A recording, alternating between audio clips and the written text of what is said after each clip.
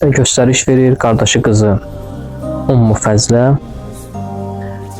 və Ümmü Fəzl artıq imamın yeməyinə zəhər qatır və bundan sonra imam ona baxaraq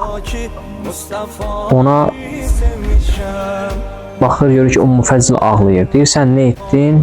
Deyir, mən sənə zəhər verdim. Deyir, nə üçün ağlayırsan? Deyir, mən sənə zəhər verdim.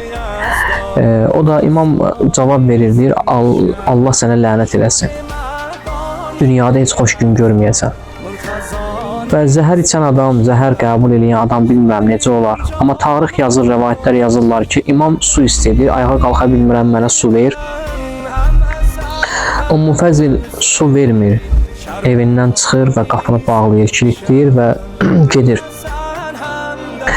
İmam Əleyhisselam evdə tək qalır və yeri cırmaqlaya yazırlar ki, şəhadətə qovuşur. Eynən cəddi İmam Hüseyin Əleyhisselam kimi. İmam Hüseyin Əleyhisselam 3 gün Kərbalada susuz qaldı. Dodaqları çat verdi. Susuz vəziyyətdə, ətişan vəziyyətdə şəhadətə qovuşdu. Və bax, bu şəhadət, imamın şəhadəti də bu cürlə. Çünki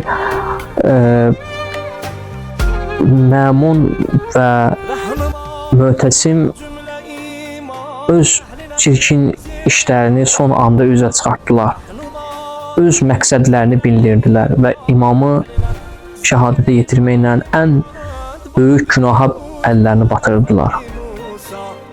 Bəli, imam artıq 25 yaşında şəhadətə qovuşdu. Peyğəmbərə, öz ata-babalarına qovuşdu. Bəli. مرتضانی سمیشم شاه مردان شیر یزدان مرتضانی سمیشم